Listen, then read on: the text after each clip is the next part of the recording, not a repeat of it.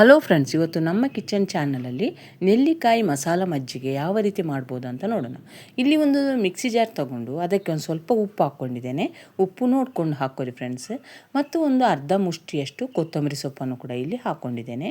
ಇಲ್ಲಿ ನಾನು ಖಾರಕ್ಕೆ 2 ಹಸಿಮೆಣಸಿನ್ಕಾಯಿ ಹಾಕ್ಕೊಂಡಿದ್ದೇನೆ. ಆದರೆ ನಿಮ್ಗೆ ಬೇಕಂದ್ರೆ ಒಂದೇ ಹಸಿಮೆಣಸಿನ್ಕಾಯಿ ಹಾಕೋರಿ, ಭಾಳ ಖಾರ ಆಗಿಬಿಡ್ಬೋದು. ಮತ್ತು ಸಣ್ಣ ಪೀಸ್ ಶುಂಠಿ ಹಾಕ್ಕೊಂಡಿದ್ದೇನೆ.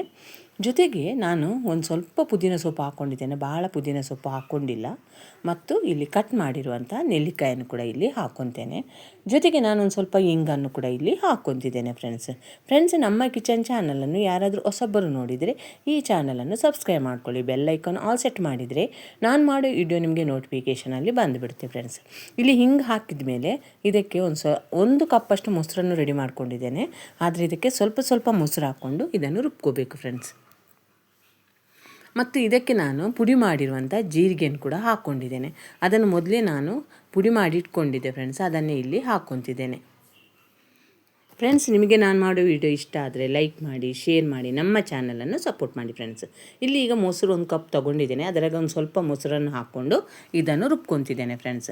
ಇದೀಗ ಬಿಸಿಲುಗಾಲಕ್ಕಂತೂ ನೆಲ್ಲಿಕಾಯಿ ಮಸಾಲ ಮಜ್ಜಿಗೆ ಅಂತೂ ತುಂಬ ಒಳ್ಳೆಯದು ಫ್ರೆಂಡ್ಸ್. ಅದಕ್ಕೋಸ್ಕರ ನಾನು ಈ ವಿಡಿಯೋದಲ್ಲಿ ಈ ರೀತಿ ತೋರಿಸಿದ್ದೇನೆ.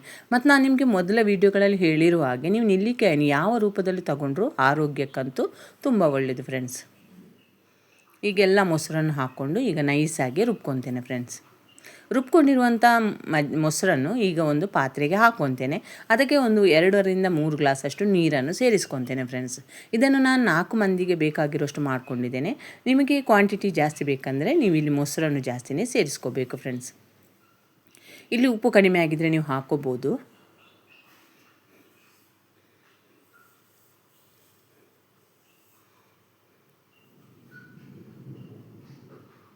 ಇದನ್ನು ಈ ಬಿಸಿಲುಗಾಲಕ್ಕೆ ಒಂದು ಐಸ್ ಕ್ಯೂಬ್ ಹಾಕ್ಕೊಂಡು ಕುಡಿದರೆ ಅಂತೂ ತುಂಬ ಚೆನ್ನಾಗಿರುತ್ತೆ ಫ್ರೆಂಡ್ಸ್. ನೀವು ಟ್ರೈ ಮಾಡಿ, ಯಾವ ರೀತಿ ಬಂತು ಅಂತ ನನಗೆ ಕಮೆಂಟ್ ಸೆಕ್ಷನಲ್ಲಿ ತಿಳಿಸಿ. ಅಷ್ಟೇ ಅಲ್ಲ, ಈ ವಿಡಿಯೋನ ನೀವು ನೋಡಿದ್ದಕ್ಕೆ ನಿಮಗೆ ತುಂಬ ಧನ್ಯವಾದಗಳು ಫ್ರೆಂಡ್ಸ್.